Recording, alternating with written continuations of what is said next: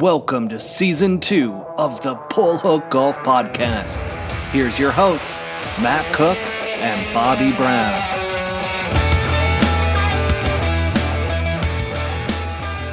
Welcome back, everybody, to Pull Hook Golf, the podcast. I'm your host, Matt Cook. We've got our other host, Mr. Bobby Brown, on the other end here. And my goodness, this is episode 39, and we are still going strong, Mr. Brown. Wow. It's crazy to think about. I know. I know. Nuts. I was looking back at, I scanned through, I go through YouTube like once a day. I'm like, oh, I wonder how many people, I don't understand it like you do, but I wonder how many people view our shows and stuff like that. And I was looking at our past ones, like when we had some of our caddy guests on and that kind of stuff. And it's like 5 months ago. And I'm like, man, that seems like just like yesterday. So, I know. How crazy is that? That I know, literally 5 months ago, you and I joined teams and just hammered this thing out. I mean, here we it's are, been bro. Fantastic. I've loved it. I know you've loved it. Well, we're grinding through this off season right now. That's for sure. We still got things to talk about. Oh my gosh, do we ever? We've got the Hero World Challenge recap. We've got the Mixed Field Australian Open recap. The South African Open recap, which we didn't even talk about last week. And then we've got the beginning of golf's silly season. Now, I don't mind it. Basically, it's the exhibition season. We'll be talking about it. There's a few events I like within there, and I'm sure you've got some commentary on it as well. The other one that I realized we haven't talked about at all on this show. It's been out there, and I didn't really feel the need to, but I feel like it's going to be an interesting topic tonight between you and I of talking about the PIP results. The player. So we'll get into the results on that, give some commentary, and then man, oh man, another LIV Golf lawsuit. Shocker. So I heard about that.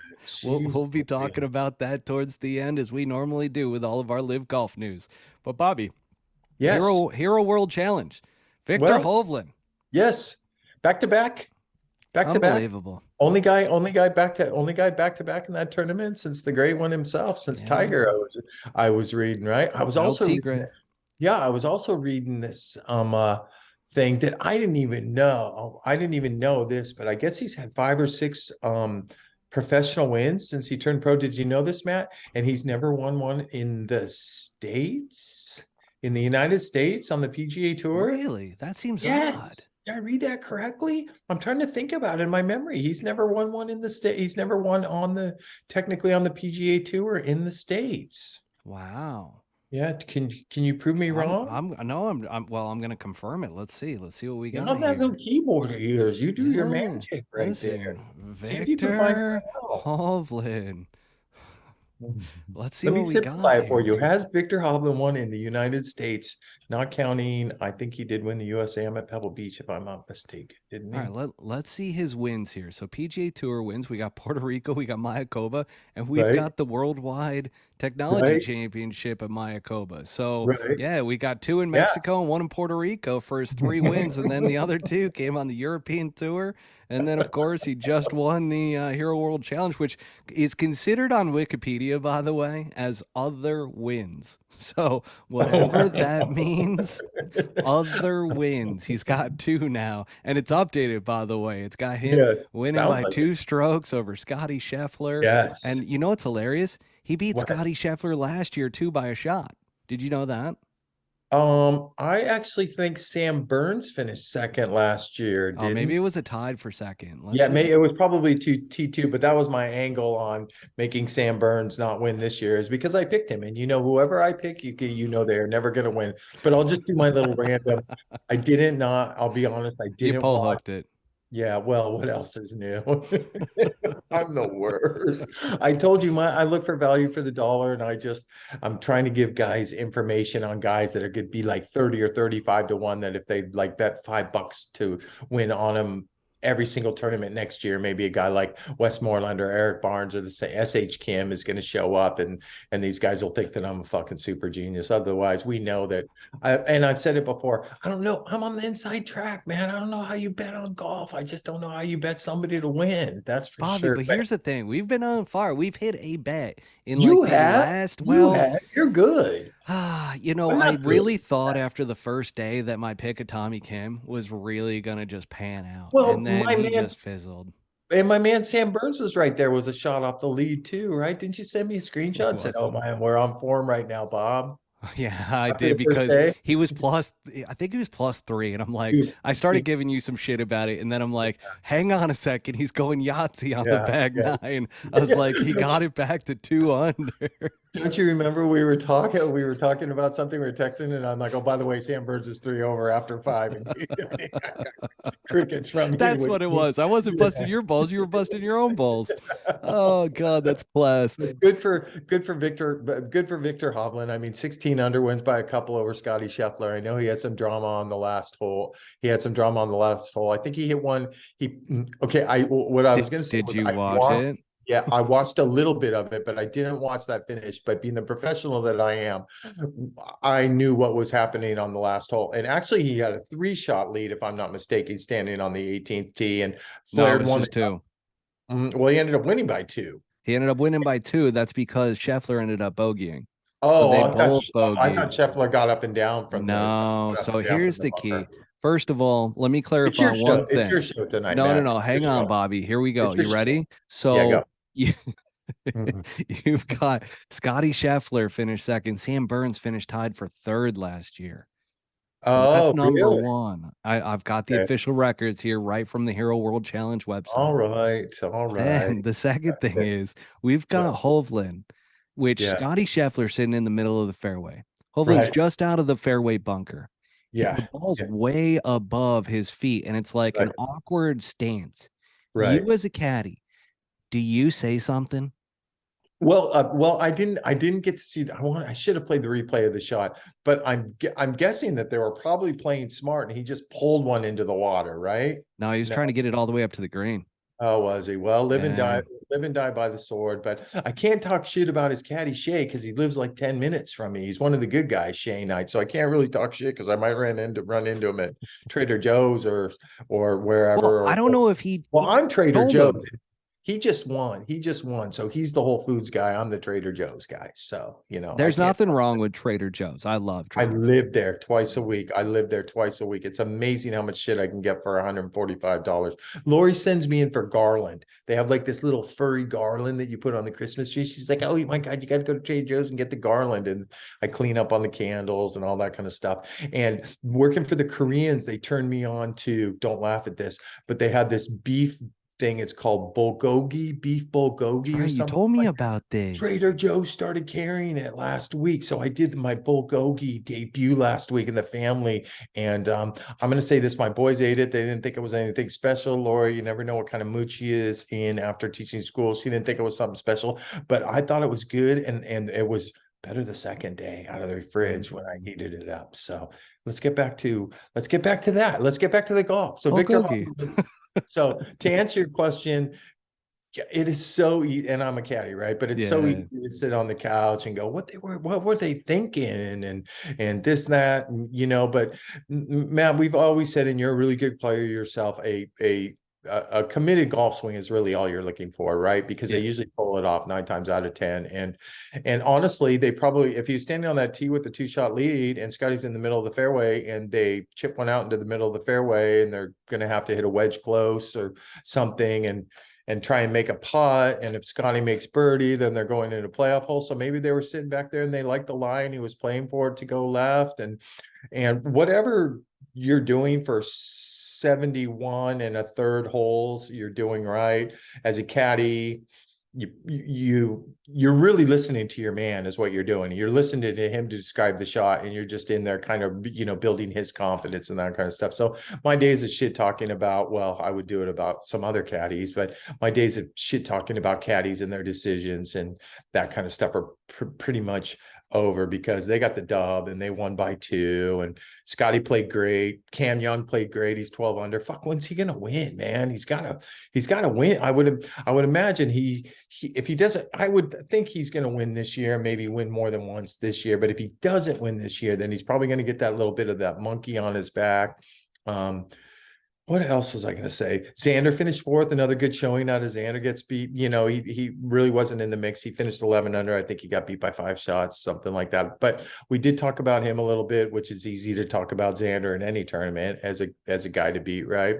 Justin Thomas had a shitty first round. He played pretty good, ended up finishing fifth, 10 under. Colin Morikawa, pretty solid, 9 under. I think he was in sixth place. Tony, God, just go down that leaderboard, right? I Tony, know it's fun. It's a fun list. She super tough, and I know you watched because I did watch the first couple days because I knew it was going to be windy and hard as shit. It And was. and it was the first 2 days, and then they started, and then they started showing their true colors as the best players in the world when you don't get tough conditions. Sung Jae, tough first day. I think he shot 3 over. Poor Billy Spencer. He was probably taking shit even in a 20-man field, but he battled back a little bit to finish tied for eighth at 5 under. I don't even know. I didn't even see what it paid, but I would imagine tied for eighth and that purse still plays probably fucking a couple $100,000 or something like that. Your boy Tom Kim. Oh, another Tommy top Kim. 10. I love Tom Kim. Yeah. I mean, even as he struggled on Yeah. Friday and Saturday, Mm-hmm. he's just fun to watch, man. Well, Like, he's fun to watch, and it sure seems like him and Joe have a good relationship right now when you listen to him talk and that kind of stuff. And it seems like, caddies, um, man, when you work for, how do I say this?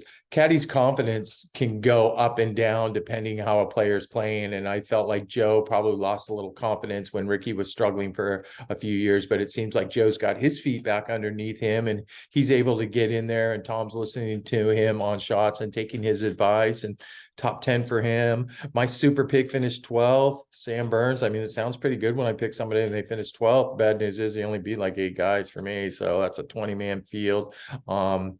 Jordan Spieth, man, fucking 15th, 1 over, played like shit at the CJ Cup. I don't know, a lot going on there. There's been all this talk. I'm not a huge Cam McCormick fan, so I'll just leave it at that, what I think about that. But obviously, he's very loyal to him. My one question mark, why is he in the field as much as I like him, Kevin Kisner, because he's a character. He beat one guy. He finished at 6 over. And that's pretty much all I got on the Hero World Challenge. Would you like to add something, Matt? I would love to. I would love to. It's your show this week, Matt. We got the payouts, just so that Yeah. everything from fourth all the way down to 20th made about the same, right about What? 100K. Oh, really? Yeah, so everybody made 100K. So Tommy Fleetwood in last at +7, 100K. You got Kiz at 101, you got Lowry at 102. Oh, it goes up by it kind of goes up by $1,000 every single player spot up. And then as soon as you get to third, which Xander in fourth got 150K. Oh, no way. That's it.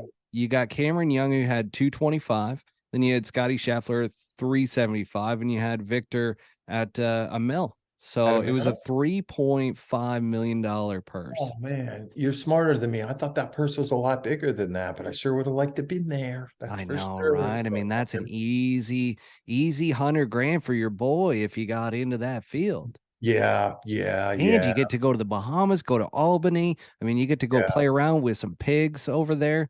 Like, that's their big deal. Is that where the pigs are on the beach? Yeah.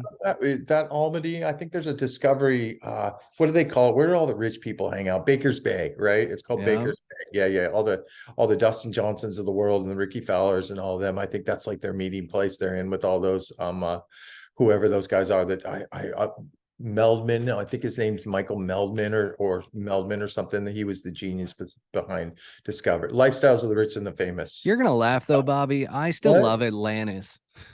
It's just over in just outside of Nassau in the Bahamas. I love Atlantis. When me and Lori first started dating, we went down there for 2 or 3 days and just hung out by the pool. Didn't gamble or anything like that. We drank, right? You drink and hang out by the pool. But I know Scotty's got a place there, Adam Scott, and I was asking him for, if you ever go, because I know you like good food. I asked him for restaurant recommendations. Man, I can't think of of the name of it, but it's some Pink House. If you like Googled up Pink House restaurant or something in Albany, and Scotty actually got us in there, and it was a fantastic place. It's limited seating. It's probably only about 6 or 8 tables, and there's 4 people hanging out on your table, filling up your water, giving you more butter for your bread and that kind of stuff. Speaking of good dinners, want to know what I did last weekend? We got a date night in. Ooh. Me and Lori. Yeah, we got a date night in downtown Charleston. And I know you're a huge Hall's Chop House fan. I've only been there 78 times. But have you ever heard of a restaurant in Charleston called Grill 225? It's our favorite. And we went to Grill 225, which is, don't get butthurt over this, but it's a better steak than Hall's. And it's what steak did you get? I got the petite filet 8 ounce, but I'll tell you what, I went in 2 days before and I told Lori, lobster, right? But every time, and they got those jumbo menus, which is good for a 58-year-old because I don't have to pull my phone out and shit. And it's a quality menu. And it's like 3-pound lobster market price. And I'm like, oh, I don't know what fucking market price is. But then on the appetizer menu, have you ever had a fried lobster before? No. It's a fried lobster, and I don't want to shell it and say it's like a Kentucky Fried Chicken fried over it, the batter and everything like that, but it kind of is. Fuck me, was it good? Yeah, and some oysters rock. We had some oysters rock, and this Grill 225 is famous for a nitrotini. Have you ever heard of a nitrotini? It's a martini that comes with a warning thing on it. It smokes and everything like that because it's like, so you're not supposed to drink it. You burn your mouth or something like that from the frostbite. You have to wait about 2 minutes. But is it dry ice that they throw in there? No, it's not dry ice. It comes out of the machine. It's the only place we've ever seen it. It's famous. It's famous for a nitrotini. So when you get bored, or if you come to visit me in Charleston, I'm gonna come visit, Bobby. With Alyssa, we'll go to Grill 225 and you have a nitrotini and tell me if it's not the best martini you ever had. So anyway, so we have dinner. We got a little hotel room. They're open to, hotels are popping up all over there. We went to this little Hilton property that's called the Liberty Place. Remember that? Because it's brand new. It's got to be 4 or 5 months old. And it's like upper echelon. I don't even want to say extended stay, but it's like a king suite is like a full kitchen, a living room. And I'm just going to end it at that. But it was a good night. Wow, Bobby had some. She's been in a really good mood the last 3 days. She did not feel good, but I'm one drink and done, and I'm fresh as a daisy, but she did not. How'd your back hold up? I was in a shitting position the whole night. Thank you. I told you it came with a living room and a couch, dog. I didn't have to do jack shit. That's valid. That's valid. You put that type of money in. We had to come back on Sunday. Nana, Janice, Lori's mom, watched the boys for us, she's like our ace in the hole. And we don't get to do these date nights very often. And she certainly needed a break. I don't with her job. With her job, she needs a break. I don't. I mean, I just sit on my ass for the off season. But my son, soccer's over with my son, but they got 6 kids together off the James Island Cup team, and they played futsal. You know what futsal is? Futsal is indoor soccer. I have no idea. Futsal is indoor soccer. I used to play indoor soccer. Yeah, 6 on 6, like on something a little bit bigger than a basketball court. Yeah. And so he had a futsal game on Sunday, and fuck, is it exciting? It is so fun. It's intense. A lot of scores too. Yeah, there's no throw-ins. You just kick it in and that kind of stuff. Yeah, they lost 8-2, but I don't think any of those kids had played futsal before. But my kid got right in there right off the bat, and they had another kid in goalie and that kind of stuff. My kid stuffed the first one in. He went all crazy, and he was super aggressive. So that's what I did. And I laid around the couch and I watched a little bit of golf. And I told you I've been on this big World Cup soccer thing, and I watch it with my 9-year-old, and we try and get him a little better. And I saw the best soccer game I've ever seen in my life today. Did you happen to hear about the Morocco-Spain game that went to penalty kicks? The fucking keeper of Morocco stuffed the first 3 out of Spain, which was, I think, was a pretty big upset. So wait, so Morocco beat Spain? Morocco beat Spain. Wow, that is an upset. That's a huge upset. Yeah. Cream rising to the top in this World Cup, though, huh? Kind of like these, like playing in majors and that kind of stuff. The cream definitely rises to the top. I think the second game was, who does Ronaldo play for? Portugal? Is it? Yeah, Portugal? they lost. Yeah, he didn't even start. He hasn't started the last 2 games. Well, they lost to South Korea. They did the first, Yeah. the very first game, but now they've advanced. Now they advanced too. They ended up winning like 6-1 or 7 or Well, 7 I to just 1. remember the Tom Kim interview. Did you see that when all of a sudden he's Yes. walking to Yeah. the news Yeah. conference and all of a sudden he looks Yeah. at his phone and he's like, Yeah. "What? What?" I Yeah, I mean, did see that.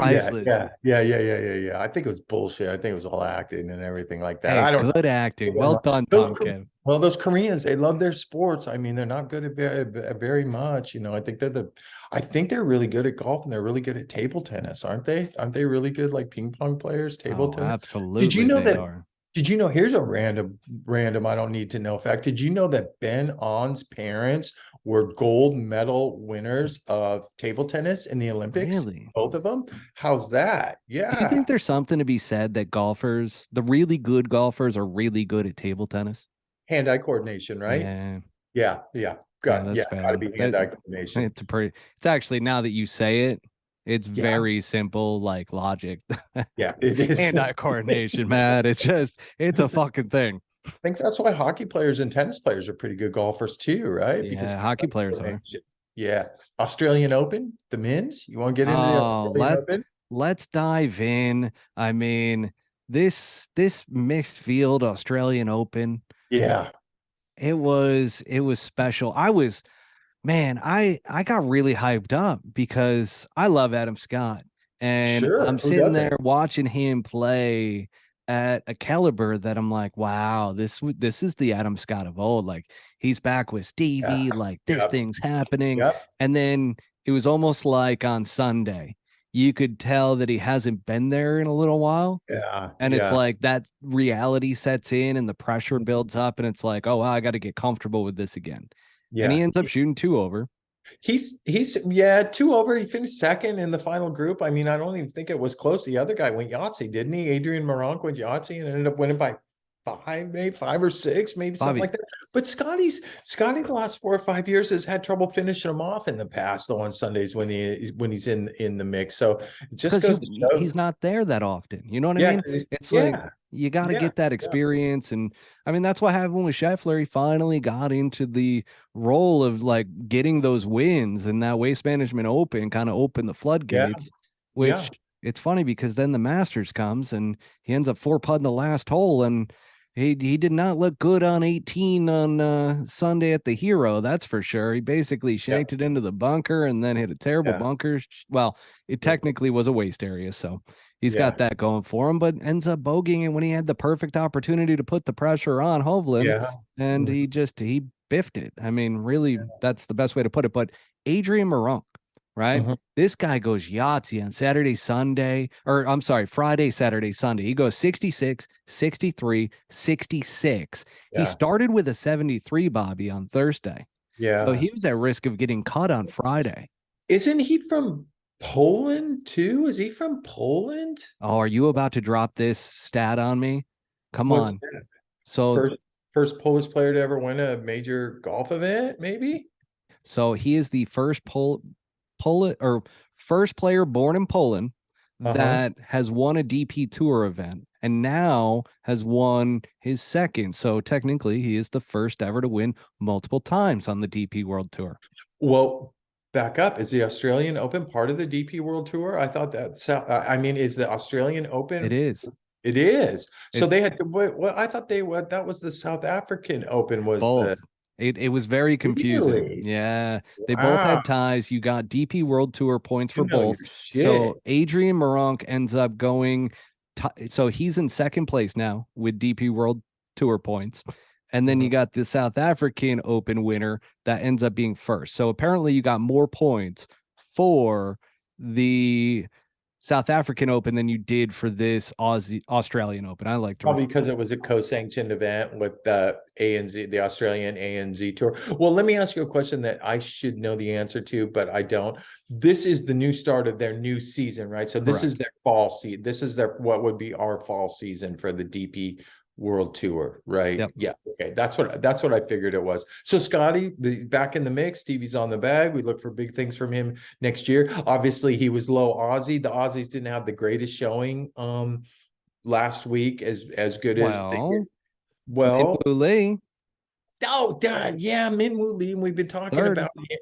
Yeah, but he's still, I mean, he's got an Australian accent, but he's fucking Korean, dude. I mean, I know his nationality. I ran that by you last week, remember? He's Australian. He's got the accent. Well, I know, I know him pretty good. I mean, I've talked to him quite a bit, so I know he's got the Aussie accent. But remember, I was telling you my sneaky Bobby Brown theory that to get these kids out of military when the parents think they're going to be superstars, they move to another country. I don't know. I could be totally wrong on that, but you know, that's my theory anyways. But they did finish second and third in Aussies, but it wasn't sorry to all our Aussie guys down under that are listening to us and that kind of stuff. But I mean, when you got Scotty finished second, Min Woo Lee, it's sure not bad. And this Min Woo Lee's fucking going to be any kind of fucking player. That's for sure. He's just got to get back over here and get status because he had his exemptions last year. He didn't do jack shit with them.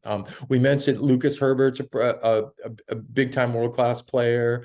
He finished T10. You know what the great feel-good story of this tournament is? Please do share.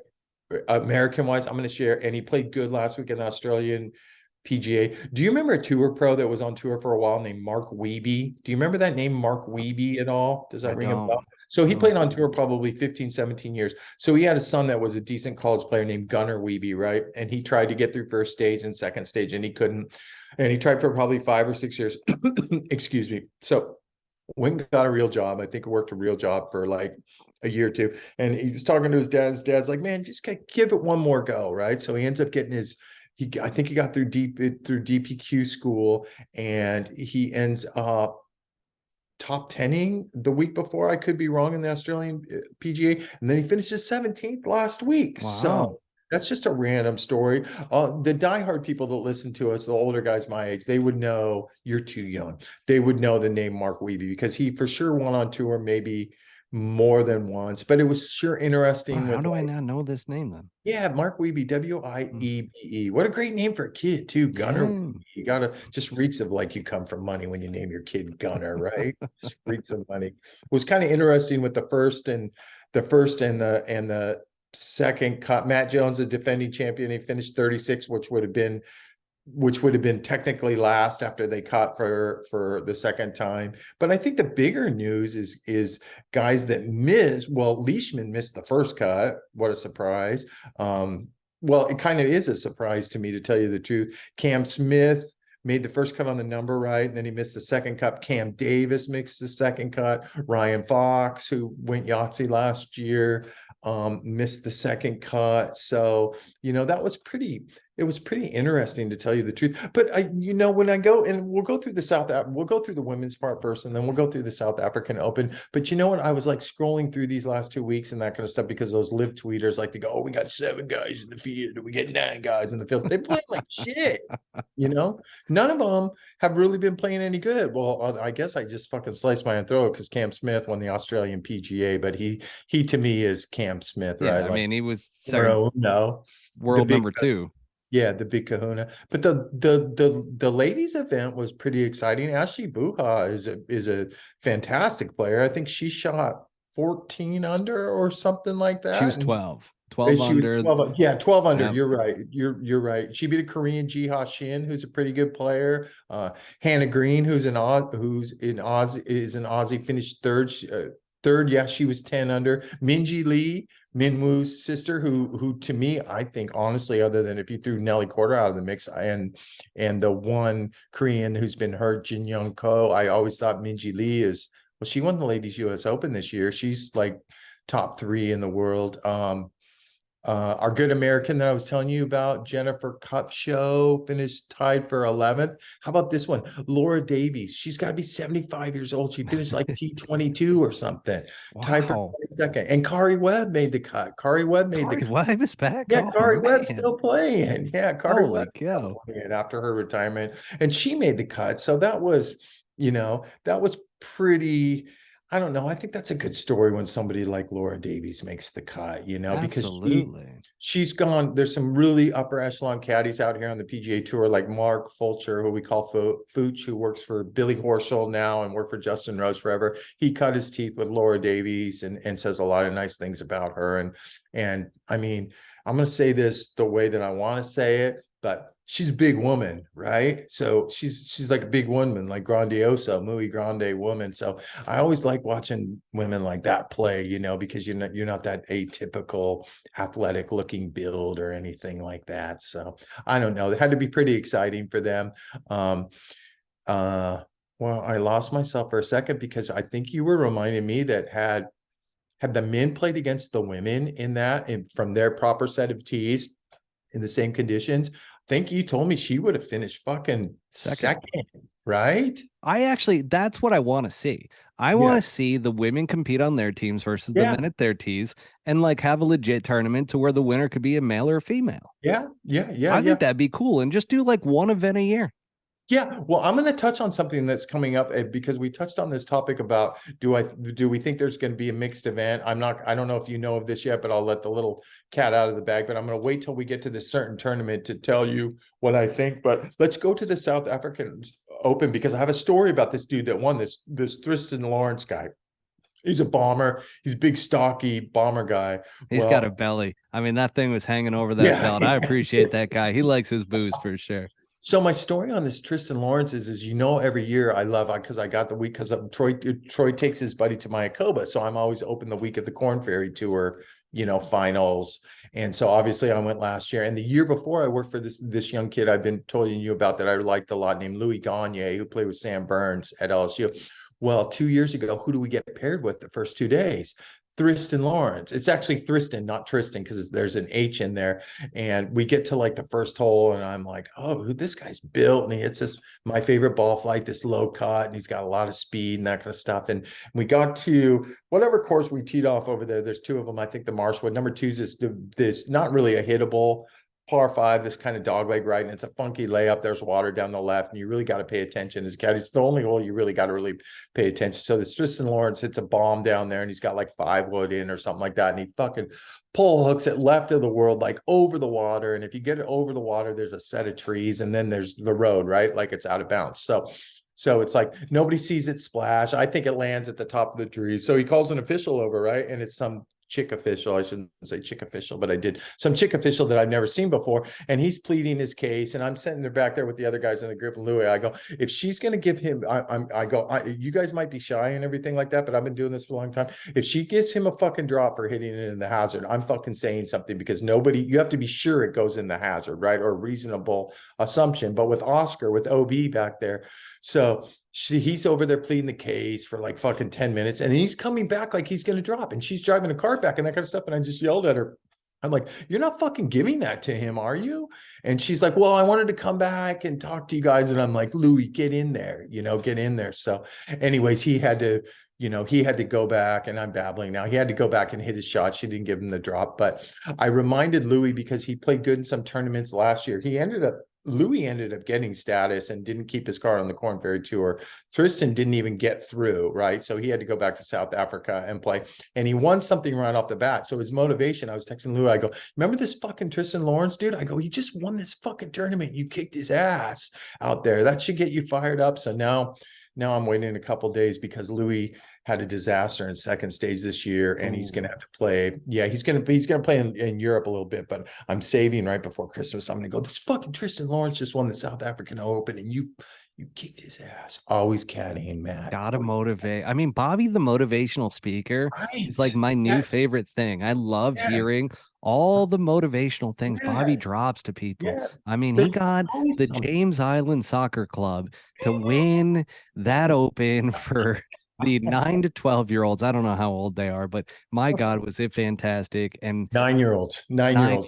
Absolutely love that. And it was all due to your motivational speeches. I mean, just fantastic work out of you. I mean, we always know it's the caddy, not the player, man. Everybody knows. Everybody knows. Now, I do have to ask though, well, I'm going to put it this way. So Tristan ends up, do you know he had a 5-shot lead early in that back 9? He gets to hole number 12. He sent me a message that said he had some boomer lead, and then he just started shitting all over himself. Josh shat. I mean, there was diarrhea everywhere, and it was not a good color, and it got ugly there for a second. and he was on suicide watch for a little bit, people. I mean, we had to get a psychologist out there, and he ended up, I mean, emergency came, and my God, did he hang on. But he went, I think it was something like in from 12 to 16, he was 5 over. So in 4 holes, he was 5 over. He had a Wow. double in there. I mean, and thank God the guy that he had a 5 shot lead on ends up giving a couple back, and he ends up hanging on for the win. But you could tell, I mean, he was exhausted. He ended up missing on the last hole too. His competitor had a chance to make a birdie and to put the pressure on him with a 4 foot putt coming up for his birdie. Sure enough, his competitor misses it, and then he misses the 4 footer and taps in. But man, what a disaster that would have been if his playing competitor ends up making that birdie putt. And it wasn't a long putt. It was like 8 feet for the competitor and then a 4 footer for him. But his 4 footer didn't even sniff the hole. I Man, mean, that was just a layup. this man, when it's a fucking, I'm just gonna say it again, when it ain't easy, right, bro? When it's on, when it's on, it's bad. When it's on fucking tilt like that, when you're trying to get the horsey to the barn, especially for a W, it's just like you're looking for some kind of positive vibes going. But he got it done, and He that's all did. that matters. That is all that matters. Him, Yeah, Hovland. I mean, it goes to show you when you have a big lead, we've talked yeah, about this before, it is tough and might be yeah. the toughest thing on tour to It is. do to It is. close out a big It lead. is. Yeah, it is. It is. I've been in that situation before where I've had guys over the weekend have 5 shot leads and end up finishing third. And it's just, man, as a caddy, you're just like, fuck, I gotta say something. You just want to change, you just want to trick them into thinking something different's going on. And usually it doesn't work. But I will tell you, out of the South African Open, there's a couple names that we need to know about. Well, I'll number bring one it is, in. yeah, number one is this kid from Germany. His name's Matty Schmid, right? So he played at Louisville. He was a stud. And out here at Charleston Country Club, this really nice course that had the U.S. Women's Open. That's I think it's a Seth Rayner track with like the square bunkers and the square green. So they got this azalea. So I went out 2 or 3 years ago because I wanted to watch Boyd Summerhays' kid play. Preston Summerhays was That kid playing. can play. Yeah, he could definitely play. But I got a couple of, I'm not going to mention his name, but the agent that I get my info from, who's one of my best buddies, he's like, hey, go watch this kid. I'm going to get this kid, this Matty Schmid kid, and go and watch him play and tell me what you think. And I was like, holy fuck, he's got a fucking good one here. I've never heard, and I'm a so-called college expert, right? And this Matty Schmid ended up finishing fourth. And most importantly, he's a rookie on the PGA Tour this year. He's made a couple cuts right off the bat, played at Louisville. He was a stud. So that's a name for us to keep our eyes on as the PGA Tour rookies go. Say his name one more time for the audience. Well, it's actually Matthias. It's Matthias Schmid, but they call him Matty because there's the Matthias Schwab from Austria that plays too. So you don't get the two mixed up, but it's Matty Schmid, and he's going to be playing over here full time. There is another South African who Mondayed into a bunch of tour events the year before last. Do you know this name, MJ Defoe? And he got MJ Defoe got his card from the Corn Ferry Tour. I believe he won on the Corn Ferry Tour. He's a rookie this year. He had a nice week. He finished 15th at 8 under par. Solid week. Charles Schwartzel finished 9th, another LIV guy. Finished great, had a pretty decent tournament. I mean, it's not the greatest field in the world, that's for sure. Brandon Grace WD'd. I don't know why Brandon Grace WD'd. I think he's fighting injuries, Bobby. Oh, sure he is. Yeah, sure he is. The back always hurts when you shoot 76 the first day, eh, Gracie? So anyways, that's just a couple names. That's just a couple names. It's funny when I go to these events like these azaleas and that kind of stuff. I'm like a kid in a candy store watching these young guys play when they're 19 or 20 years old, and there's no galleries around. There's just some parents, maybe a random agent or a couple coaches and that kind of stuff. So I look forward to doing that every year. Always going the extra mile, Matt. Always love going that, Bobby. Absolutely love that about you. You bring home the info, the insider info of these college kids, the Corn Ferry kids. I mean, you are just bringing it home for the audience, and man, do we appreciate that. It's a lot of hard work out of you. It is a lot of hard work. Actually, I forgot one key thing here. And this was something in my notes with Adrian. I'm just about done. I don't really have much other than the QBE shootout rundown. I mean, this is your show. Adrian Maronk. 6'5", Bobby. You two are the same height. No, I'm 6'3". Oh, okay. So close, so close. 2 inches. What's 2 inches? I like what you're saying. I like what you're saying. I like what you're saying though. But this is your show this week. I don't have any trash. I don't have any dirt. I had some little Twitter dirt that I wanted to drop, but you said I was not allowed to. So we're just gonna leave it like that because you put me on good behavior this week because the holidays and Santa's coming. And Elf on the Shelf just showed up at my house. He's over here doing this little thing. So I don't want him to leave me any notes or anything like that. And honestly, what do you get a guy that's got everything? I got everything I need. I got everything I need. I got the Bullhook podcast. I got Lori and the boys sleeping beautifully upstairs. So I'm a super happy man. But we do have, what do we got coming up this week? You know what? You get a guy that he has everything. You get him a pull hook golf hoodie. I gave it away. I'm terrible with like gifts and secrets. Yeah. No, that's okay. Gifts. That's okay. You have one coming when you get out here to Arizona. Well, I've been thinking about you for a while, and that's why I don't want you to get super excited or anything like that. But I asked you your shoe size a while ago for a reason. You did. So maybe I got a little something special for you, but I don't know if you want to wear them or just stare at them or whatever. Shit, I get you a freaking hoodie. And when I come into Phoenix, are we gonna have like the little gift exchange and everything? Oh my God, should we? I drew Matt's name. Are you my secret Santa? Because I'm yours. I drew Matt's name. What do we got this weekend? My God. It's silly season, Bobby. It is silly season. Golf silly season, the QBE Shootout, but not only the QBE Shootout, which happens the 9th through 11th. So Friday, Saturday, Sunday. Can I be honest here? Yeah, you don't give a shit about it. This team event sucks. Like I have no interest in it whatsoever. I've never have. Like this is I have no interest in the match. I have no interest in the match. I have some interest in the match because we actually get to see Tiger, we get Rory, we get JT, we get Spieth. But you know what? The one thing that has been let down when it's been all golfers? What? The trash talk. It sucks. Remember the Phil Tiger and we're thinking we're going to get all this back and forth banter because they hate each other and this is going to be great. It was forced banter that was just awful. And yet, like even at the Hero World Challenge, you're hearing Nota Begay talk about how Tiger has a one-liner for everything. And if you don't have one-liners to come back to Tiger, that you're going to get buried. There's none of that. And I mean, then all of a sudden you add Tom Brady, you add Peyton Manning, and all of a sudden it gets fun. And like Aaron you got Rodgers, Barkley. Aaron Rodgers was great. Right? Yeah. They were fantastic because they're more than just athletes. Like they're entertainers. Like they know like the shit talking that they need to do and they step up to the plate. So I'm curious to see because everybody hypes up this Tiger JT dynamic. And the fact that, Charlie gets in on it, busting JT's balls, and JT comes right back at him. And then Tiger jumps in, and Tiger treats JT like the little brother he never had.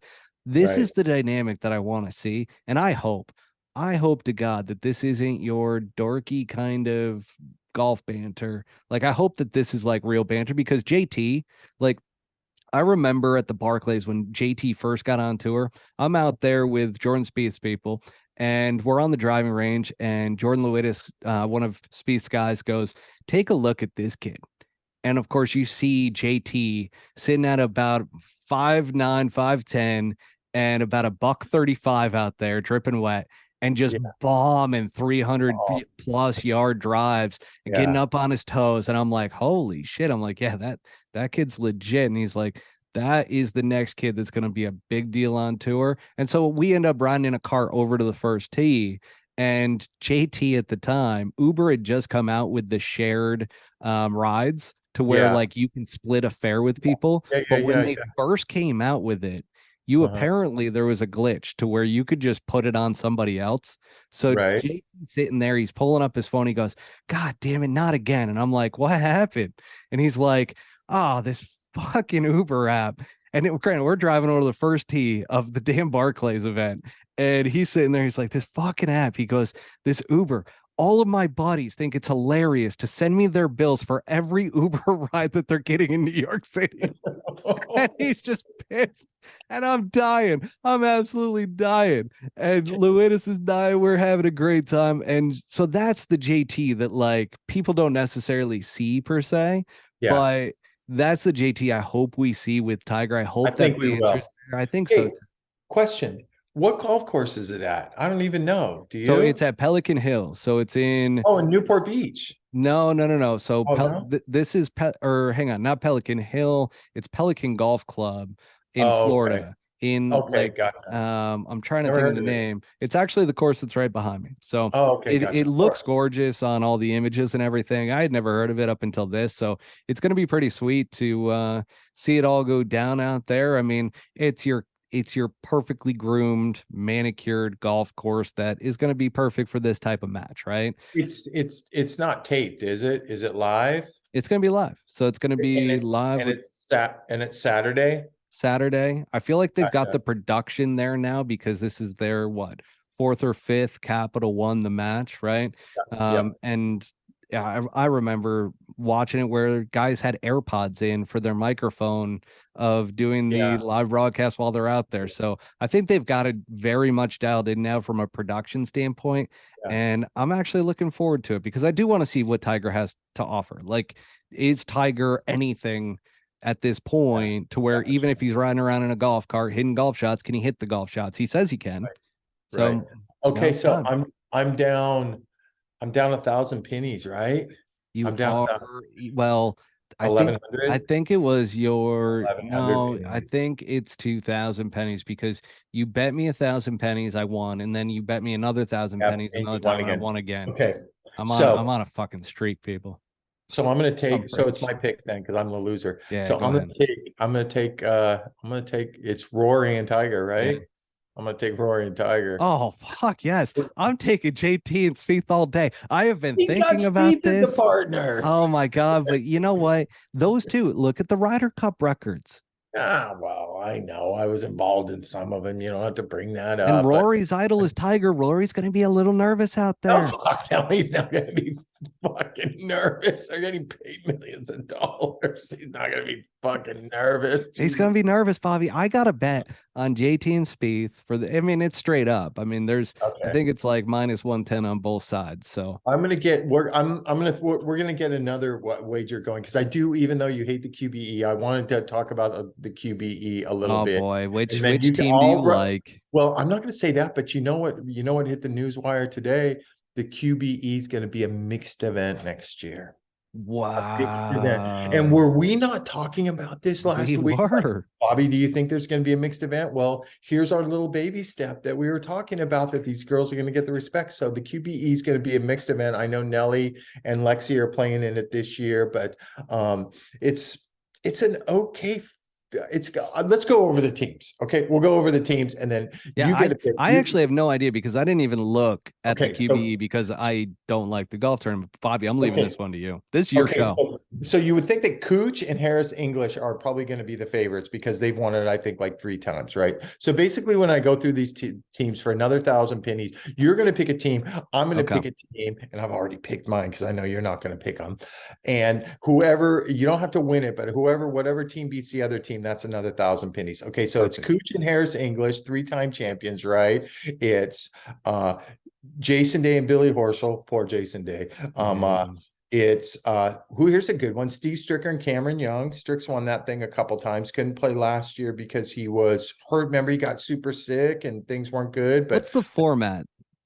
so it's Best like a ball? Ryder Cup style. So the first day is best ball, right? I'm not sure what the second day is because it all comes down to the third day on alternate shot. And I know the third day is alternate shot. So, Okay. so you're gonna That have to gives me a go. thought.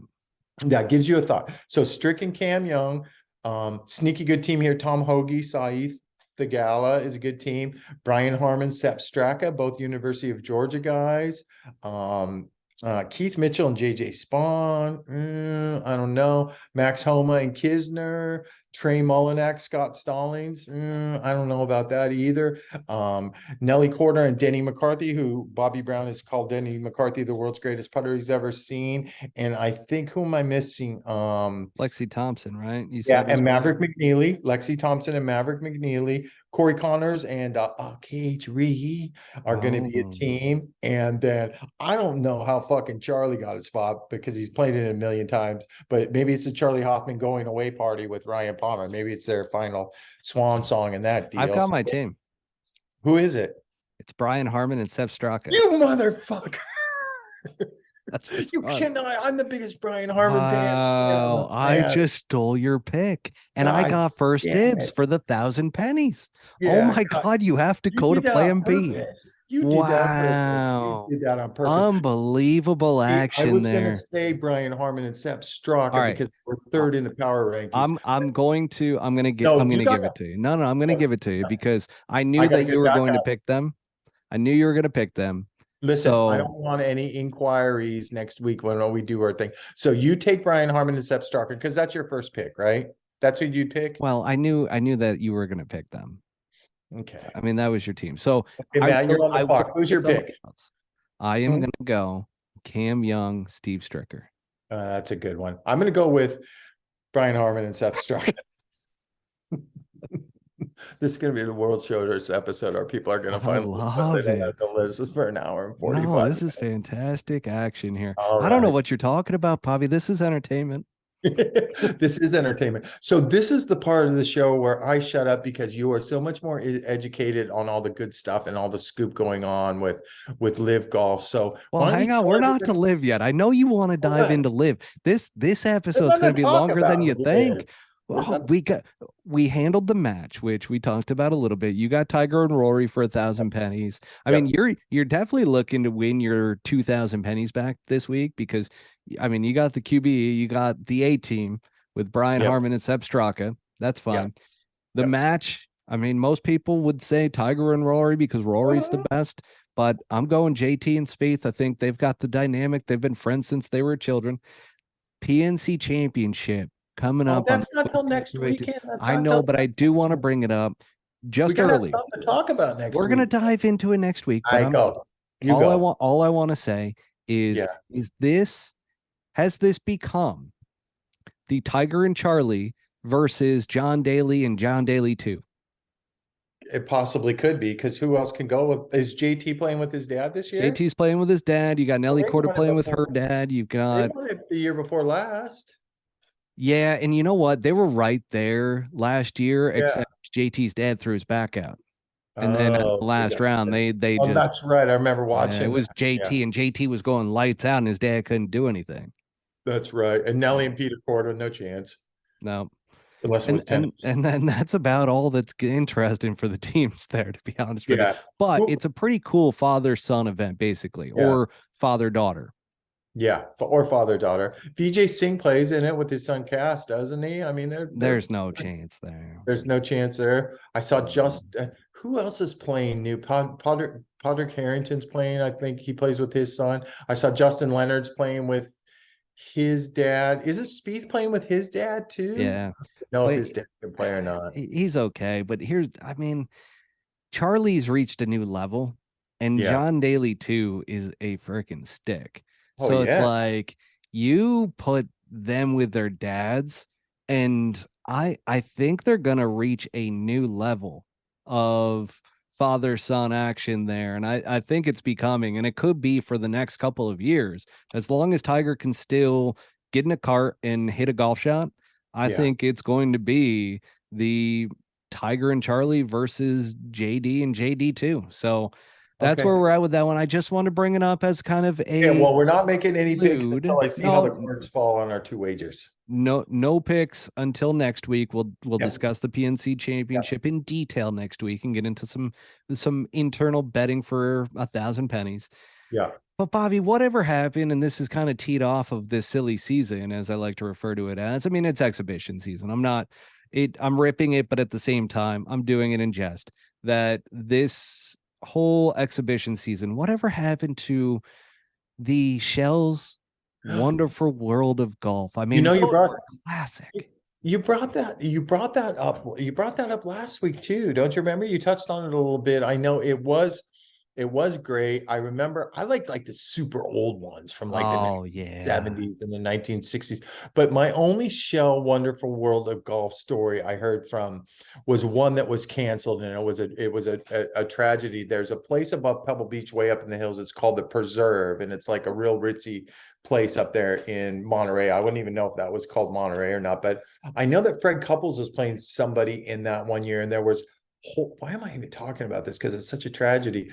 But there was horrible windstorms, and one of the cameramen for the Oh network that was no. covering it died. His whole fucking thing went down. So you might want to edit that. I'm not sure if you No, want that's that or okay. not. But I mean, rest in So, peace, but cameraman. I thought that's why I thought maybe that's kind of why they stopped them. I'm not sure, but What year was that? I don't even I don't even know, because last week you were talking about the one that I think you were talking about. Was Duval it? and Tiger. Yeah, and then it had to be at Sherwood, right? Because Yeah. Sherwood's famous for that rock in the middle of the fairway, and that that one par four, which, by the way, one time I was there with Sung Jae, made bogey there, and I got my ass fucking reamed by him for his pathetic bogey. But I miss it, I miss it. I'm sure you can turn on the Golf Channel at 3 in the morning randomly every once in a while and see, you know, Peter Alice used to call him, didn't he? Remember that famous Peter Alice, that the European announcer with the great accent that always Oh yeah. He lovely. put me to sleep all the time. His voice was Yeah. so just like, Soothing yeah, it is the really word. was. Yeah, soothing. But there is a guy on Twitter or something, Peter Alice, that's pretty fucking funny guy too. Have you ever seen his deal? There's a Twitter dude that goes by something Peter Alice that always says lovely and shit like that and fires some shots at people. Imagine that, me liking somebody that fires shots at people. So I don't Now, have any hang on a shots. second. I just pulled it up because What? I wanted to make sure that it was Sherwood Country Club. It sure That's it? is. So you were Yeah. spot on there. Yeah. But Yeah. did you know that this was after? The Fred Couples thing. Yeah, well, it Had to also be. was not a Shell's Wonderful World of Golf. It was the Motorola Oh, Showdown at oh, Sherwood. So the sponsorship changed. So I think you might be onto something here with Shell's Wonderful World of Golf, which looks like it ended with oh, oh no, that was Coin the Match. Yeah, hang on, folks. I'm doing this on the fly here. I thought you were burping, but you're actually working. Go No, ahead. I'm working here. It ran until 2003, so it ended in Mm-hmm. 2003, Mm-hmm. which I have no idea if your event is what ended it. So that's really interesting. I'm gonna have to do some more research Yeah, on that. do some updates on that. I don't got any players going to live or any scoop or anything like Well, we that. got the PIP, Bobby. We got the Well, PIP results. I wonder why Adam Scott was firing out 37 fucking tweets a fucking day. That's so unlike him. But he only made like 1 million or 2 million. He what he 2 barely mil, 2 million, finished 2 barely mil. finished in the top 10. But this is your department. Talk about the PIP. Another 15 million for Well, I Tiger. mean, He fucking needs it. 15 mil to He Tiger. can't be beaten. He can't be beaten in the PIP. No, he No really way. can. I mean, that's basically just give it to Tiger. Rory came in second though at 12 mil. You had Spieth. Gotcha. Spieth finished third, which Yeah. I found was pretty shocking. Yeah. I don't ever remember him tweeting much except maybe I don't pictures think it of was him the in tweeting. I think it was the baby. commercials with like AT&T and stuff. Oh, that's all figured in too. I thought it was all like Yeah. Instagram and Twitter and shit Well, like it's your social media. so go down It's the just like your go media there coverage. was a name in there. Go down the top 10. Go down the top Yeah, 10 because so there's a name in Spieth there was that's really three, opening. JT was fourth. You had Rom after that in fifth, Scheffler sixth, Xander seventh, Fitzpatrick eighth, Zalatoris ninth, Finau 10th, Morikawa 11th, Yeah. Lowry 12th, Kisner 13th, Homa 14th, Horschel 15th, Fowler 16th, Adam Scott 17th, Jason Day 18th, Cantlay 19th, and Hovland is 20th. Oh, The okay. one that is really surprising is that Max Homa was so low because Max Homa was like the biggest hit on Twitter, on social media. Everybody was going nuts. Like this was the breakout year for Max Homa, and I don't know how they get these results. Yeah. Whoever was doing the results for the PGA Tour was sleeping on Max Homa, because there's no way. And I know Kisner did a lot of Barstool Sports and it ain't no hobby and all of that stuff, but my God, Max Homa was on fire on Twitter. He was burning accounts left and right. He's the best. He's the best Twitterer or tweeter on the PGA Tour by far, isn't he? And he's fucking so funny, man. He's hilarious. I thought he'd be in the top 5. I saw him throw up something today at and I'm sure it was a picture on the range from the QBE, because I usually have to play double pro-ams there. You have to play a pro-am on Wednesday and Thursday, but it was his caddy is Joe Greiner, who's a lefty. So it was him hitting balls, and then Joe had his bag, you know, a righty and a lefty. And and I just thought it was so fucking cool that he's like, man, sometimes I have to pinch myself, or I'm fabricating this, or he's like, I get to travel and play golf for a living, and I'm pretty good at it, and I get to do it with my best friend and that kind of stuff. And it was the two of them on the range hitting balls and that kind of stuff. And that's just goes to show you the character of Max Homa, right? He's a dope. You want to know what my angle is on that? They're from SoCal, right? They're both SoCal. Oh gosh, there you go. The SoCal connection. Hey, no disrespect to you. Well, we have nobody from New York that ends up playing on the PGA Tour other than Joey Sindelar. You got Cam Young. Well, Cam Young's like a Massachusetts guy. Oh, it was. I thought he grew up at Sleepy Hollow. Isn't that New York? Yeah, I guess so. You might be right. What about? We got a good Asian out there that went to Stanford. That grew up right by Wingfoot. Brandon Wu, you know that name, Brandon Wu. I mean, I do. Yeah. All right. You know what? You raise a good point. You made a couple good points there. You put me in my place. Johnson Wagner grew up there, didn't he? Back in the day, didn't Johnson Wagner grow up there? But he had a great mustache there for a while. Yeah, he's such a pimp. That thing is a handlebar. It was just, it was impressive. So that's our pick. That's our pick. Easy money for Tiger. Can I say one thing that other caddies have said before? Can they take a fucking $1 million or $2 million out of that PIP and give us some kind of retirement or some kind of health insurance or something for the caddies? I'm still shocked that the business structure is that the caddies are 1099. That makes zero sense to me. That's one thing LIV Golf is doing right, in my opinion, to where like you're an employee of the PGA Tour. You're not like, well, technically I'm not. I mean, know, independent contractor, but it's unbelievable. Well, as you know the backstory, they could sure suspend you or threaten to suspend you if they want to, and you're not a member of the PGA Tour. And I wonder where that falls on the legal front. But we have made some progress with health insurance, because they do reimburse us. Because I'm going through renewing health insurance right now, and I think I have to do it by December 15th. But I'm so irresponsible on doing shit like that. But they do reimburse us, and I want to say, I'm going to get into the insurance business here, because I think they reimburse us $675 a month. So I'm 58. So I'm 58 years old, right? And I pay for my health insurance for my two little boys. Lori gets hers through her school. So I've been shopping insurance rates.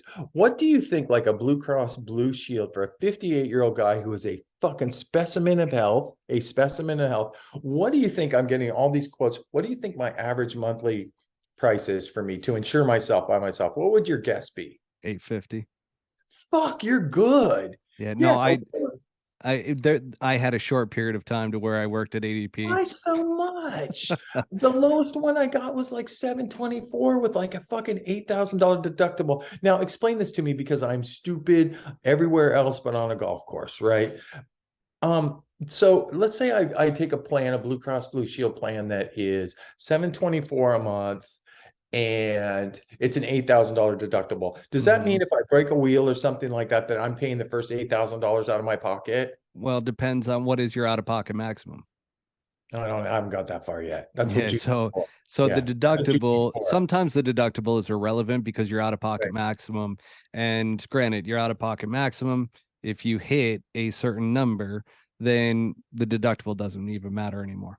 Okay, gotcha. I was shocked how expensive insurance is. Oh, it's insane. I mean, this whole getting into a random topic here, but the healthcare system here in America is pretty jacked up. And when you see how much it increases year over year, it's like this is unsustainable. It's increasing faster than the stock market's growing.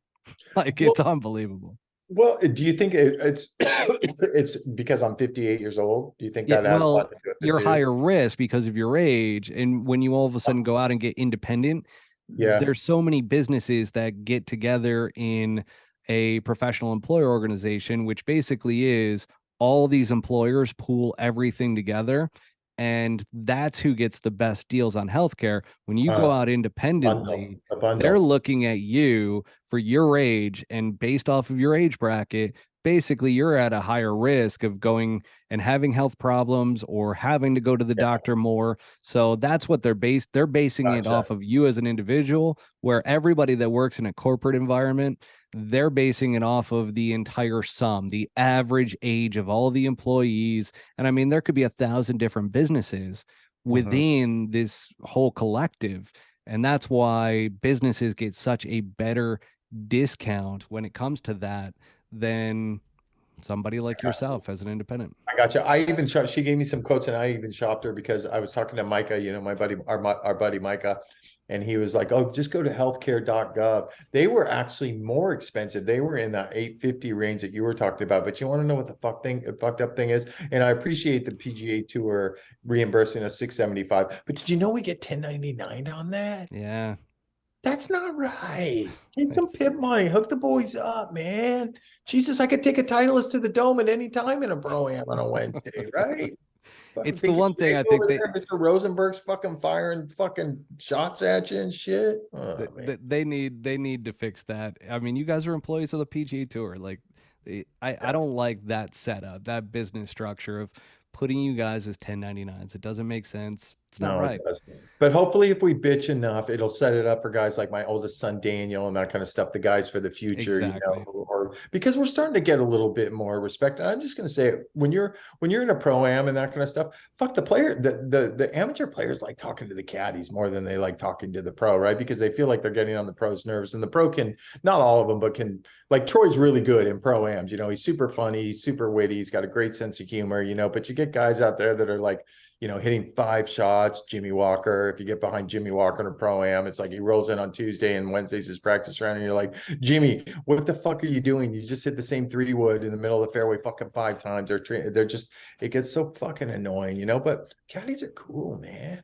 Most of the caddies are fucking cool. Well, you guys have all the stories, and on top of that, you guys have all the inside scoop as to everything going on, because you guys all talk. The players don't always talk across the board. So it's like you guys end up having the best scoops out of everyone. So like, for sure. I would pick a caddy's brain in a pro-am way more than I would pick the other pro. It's funny. You can guarantee within the first 15 minutes of the first 2 holes out there, the amateurs say the same thing to the caddy. They're like, "You guys," and fine. I used to be cool about it, but they'd be like, "Boy, this has got to be brutal for you guys, right?" And at first I'd give the proper answer. Now I just look at them and go, "Yeah, it's fucking horrible." And they freeze. They're like, "Oh shit!" And I'm like, "Dude, I'm fucking with you, man. This is like a last look at the golf course. It's actually an advantage to play in a pro-am on Wednesday." You got any LIV scoop? I ain't got shit. Well, here's the thing. I mean, I mentioned at the beginning, LIV Golf files another lawsuit, which apparently is attached to the PGA Tour 1, the antitrust.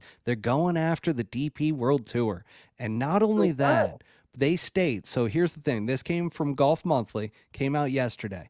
And it states unlawful conspiratorial agreement between the PGA Tour and DP World Tour. So basically that they're teaming up against LIV Golf to try to conspire to make it an anti-competitive scenario.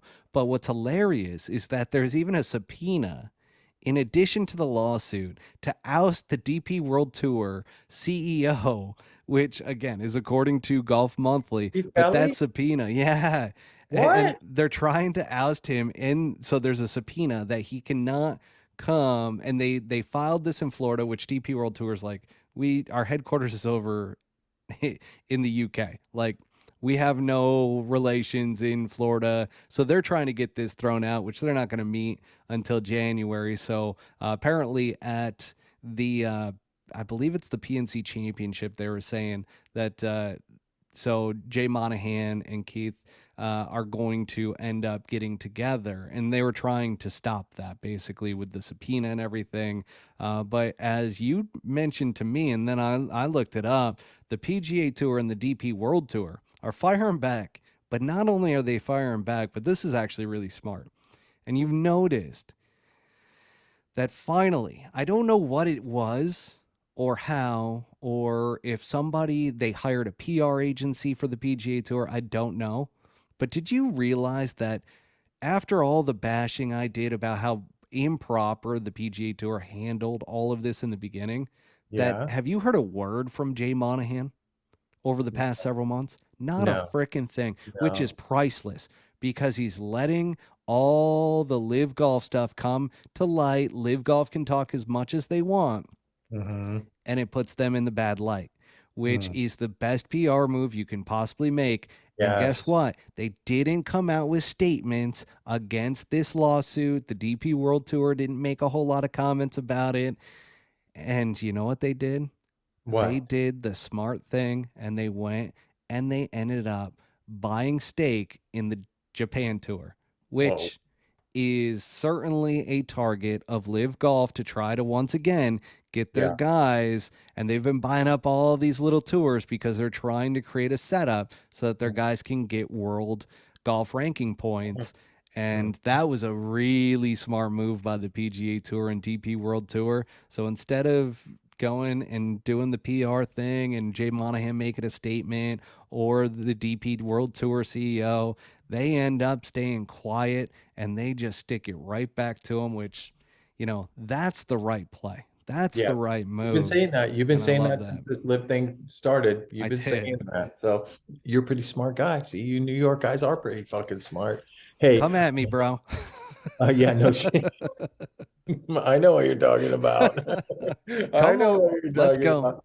Be careful what you wish for. Hey, here's one thing. Did you see the picture that they broke ground at TPC Scottsdale for the DraftKings Sportsbook? And, Unbelievable. and it sounds like it's somewhere right there right in between like what is it, the desert course? I used to play The it way back. Champions course. The Champions course. Yeah. The Champions course is probably right in between there, but I did see a picture of them, Monahan with the shovels and everything like that. And it sounds like this thing can they get it up and running quick enough for February I for the don't know. tournament? I My don't brother know. Gary is a disease gambler, lives at Desert Ridge. He's got to be the happiest motherfucker on the planet right now. So now he doesn't have to do everything on the fucking computer, Well, we $3. got the app now. I mean, it's legal here in Yeah, I Arizona, know. but I for all know. the out of state people that Yeah. end up coming in, because you need to be a resident of Arizona in Yeah. order to sign up or Gotcha. of a legalized gambling state. But now anybody that goes to the tournament, and I got to imagine that they're going to have it up and running for the Waste Oh yeah. Management Open. They Oh have to, yeah. because if they've just announced it, they're doing the shovels and everything. I am sure that this thing's going to be up and running so that they can collect as much gambling money as humanly possible at the Yeah. Waste Management Open for all the out of state people that aren't in legalized territories. They can Yeah. just go in there, make their bets for the tournament, and then go Right. right to the tournament, or just sit in Or the sports book and drink and get. what else is smart? How many out of state people are going to be there because the fucking Super Bowl's there Oh, Sunday? actually, you know what? Jeez, I keep forgetting about that. This is going to be a damn zoo Yes. out here in Arizona. But Yes. that is another great point because it happens the same weekend. It's going to be an absolute debacle. And by the way, since we're talking about the Waste Management Open, I'm glad you brought Yeah. this up and you reminded Oh, me. you need tickets? Nope. Nope. Guess what, Bobby? Well, What? Bobby, I fully expect greenskeeper tickets. So Yeah. you're gonna have to hook up a dozen of I those at I least. already told you I got you Yeah, covered for you got me ticket. covered, A and I ticket for appreciate that. But no, me. do you know how many open spots there are? Three. No, Three, it's not true. Bobby. It's not true. Bobby, I looked it up. Not true. The registration is open. I have filed. I'm not going to I'm say going when to. I'm playing, but I will announce it on a podcast event Okay. that in February. Now, Okay. granted, there's Okay. several different like pre-qualifications and then there's the Monday qualifier, but it's the Okay. lowest So, three at the Monday qualifier are in the Waste Management Open. I well, fucked it up. okay. Okay. So, congratulations. But I have two words for you, and you already said them. Pre-qual. You need to qualify. You need to pre-qual, Matt. Pre-qual. That's going to be very important. Pre-qual. When Yeah, does there's only like the low, I think it's a low two from each of the pre-quals end Yeah, up it's going in tough to get ties. through this. Well, Oh, Bob, it's heavy. historically, that's the hardest Monday to get through. But you got to have big dreams, kid, don't you? It's funny. Bobby. I was sitting on the couch today, and I'm like, man, I better do like Troy's booked all of his flights to the West Coast. He's like, you can get this, Frontier, but you can do this, and getting out of there Super Bowl Sunday is a disaster because I think we go to Pebble. So I was doing all my flights. So my schedule looks like this. Like Troy doesn't practice much, right? So he's going to Arizona to hang out at Phoenix Country Club. I think he's going here pretty soon, December 14th, 15th, and 16th. And then I will meet him there January 3rd, 4th, and 5th.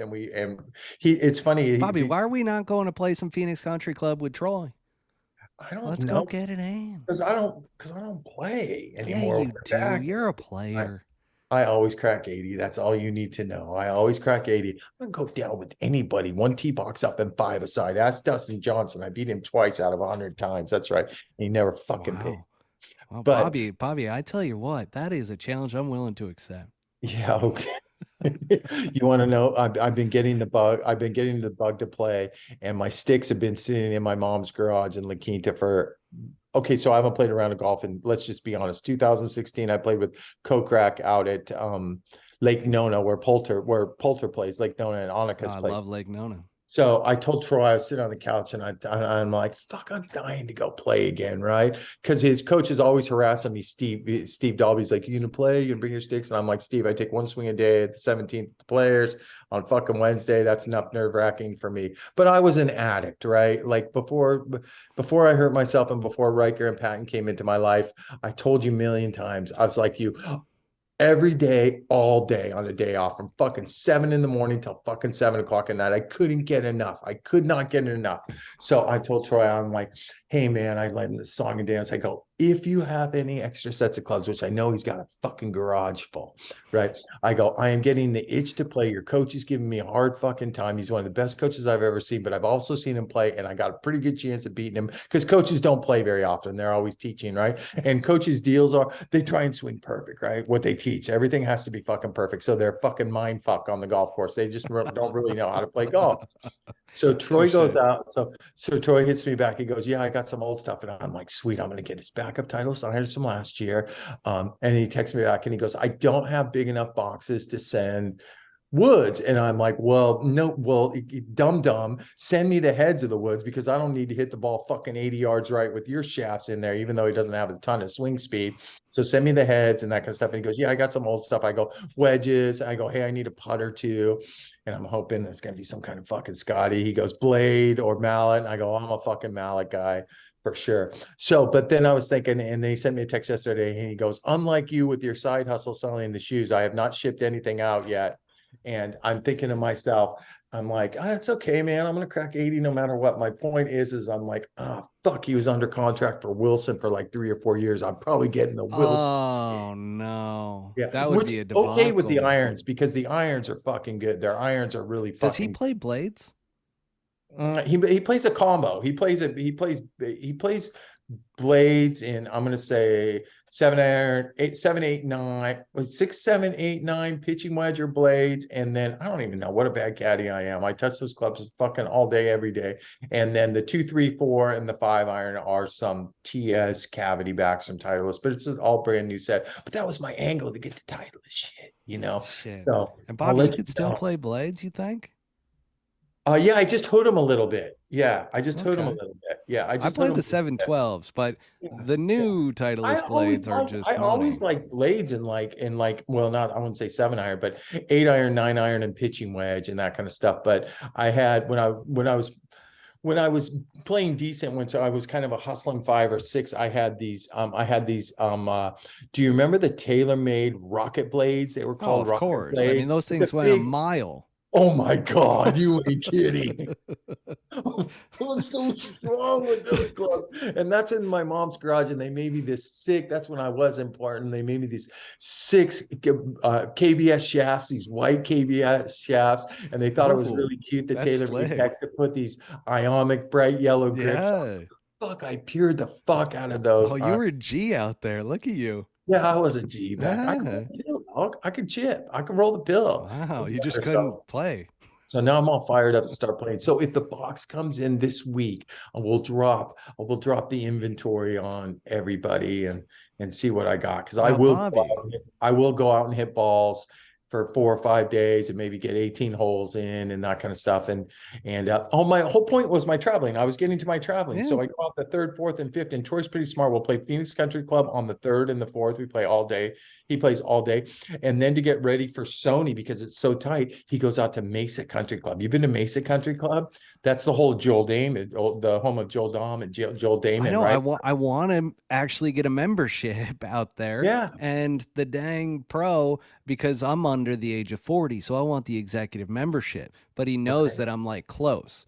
And they've closed out the executive membership because they got so many new members coming in, paying the equity Gotcha. price and everything. So yeah, I mean, I know Mesa Country Club. It's a sick little track, and it's a It great tune-up is. for Sony. I mean, I'm just wondering where I'm going to start this fucking pole cut that I hit with fucking 12-yard wide fairways, But I could roll the bill, dog. I could roll the fucking bill. And his I coach gets so pissed off, But coaches, when they go out and play, it's so fun to watch. They get so fucking pissed off, It's like you're a fucking coach, man. You don't ever get a chance to play. You're one of the best coaches in the world. So, Well, Bobby, guess who I'm started not a- rolling the pill recently? well, because you shot 69, the whole world knows it. All No, no, 20,000 no, not people just know. that. I mean, I did not miss many pods out at the Shads, which is Mountain Shadows. But Mhm. if you want to go out, we could Yeah, I'll take let out you the know. boys. Yeah. We'll go play a little Yeah. golf. But I'm telling you right now, I am rolling the pill. I went over to this new spot that I was Mhm. telling you about earlier. Oh, yeah, yeah, That yeah, it's yeah, not yeah. open yet, but this is gonna be like Pop Stroke, the Tiger Woods one on steroids, but for serious golfers. It's Yeah, called Putting World, and it's right. going in North Scottsdale. This facility, it's all indoors. It's massive, and they're doing the undulated greens and everything. They got technology in there. Can I interrupt you? You got your little sticky little fingers and everything. You know what's going on in the golf world in Arizona, don't you, man? Little by little, Bobby. I Hey, tell you, I know I what- don't want to pump myself up here. I like to be self-deprecating more so than the ego. When the ego comes out, it's too much. Not to touche you, but I do most of my Christmas shopping at the outlets for my family here. It's like 10 minutes from me. And I'm like, man, they were like a 4 or 5 months ago. Like, I remember I told you I'm in the shoot thing. So I like to go to that Nike outlet and see if there's any J's Oh rolling yeah. around or whatever. And they were clearing out a bud list. It's by the airport, this big parcel of land. And I'm like, man, I wonder what they're going to build there. And so I rolled up a couple days ago and I saw the big fences and everything like that. And I'm like, holy fuck, we got a Top Golf 10 minutes from my house. I've never been to a Oh Top Golf. my. I've never been to a Top Golf before, and I'm going to take my boys to Top Golf, but they ain't going on the second floor or the third floor. They're fucking, no, mine two little spazzes. I'm out of breath. Can we quit now? We can quit. I got one last thing though for you, Okay, what else? Bobby. What So else? at that putting world, I get on the Oh Sam yeah. Putt Lab. It's not open yet. It's going to open, I believe, in January. I think it's like January 8th is like their target date, but there's a lot of construction that still needs to go on. But I'm sitting on Sam Putt Lab, and guess who was in the green at the professional level? Who? Your boy. Oh. Oh yeah. Oh. Oh Oh. yeah. I And thought you guess were what my gonna weakness yelling at me is? or something like that. My weakness is golf, or it's golf. Yeah, Ball that's exactly striking? my weakness. No, is putting. No, I'm a Uh, ball striker. I oh, always struggled when it came to putting. So now all of a sudden, gotcha. I don't know what it is, but in my later age, I got a Yeah. couple putting aids and I started using them, the mirror work. Uh-oh. Yeah. And next thing you know, your boy's rolling the rock. And I All mean, right. I made everything within 10 feet for 72 holes I played the other day. We played from 6:30 in the morning till dark. Okay. And I made everything within 10 feet, Bobby. Everything was dropping. So I'm just That warning way, you. kid. If you want to do tees up and you want to have 5 shots I'll keep aside, it going on that. I'll I keep you will bet posted. you 1,000 pennies out there. We will get it going. But Right Bobby, it's right what I can afford during Christmas time. I I appreciate you. And Okay, buddy. I will, well, we'll chat next time. Yeah. Thanks everybody for listening. And we will round up all the silly season shit that's going on this weekend. And maybe we'll have some live scoop or something like that. Or somebody's gonna say something stupid on Twitter that I can fucking run with. Or messages. I love it. All right, Bobby. All right, man. Have a good one. All right. Take care. Thank you for tuning in to Season 2 of the Pull Hook Golf Podcast. Make sure to hit subscribe and go to www.pullhookgolf.com for more information.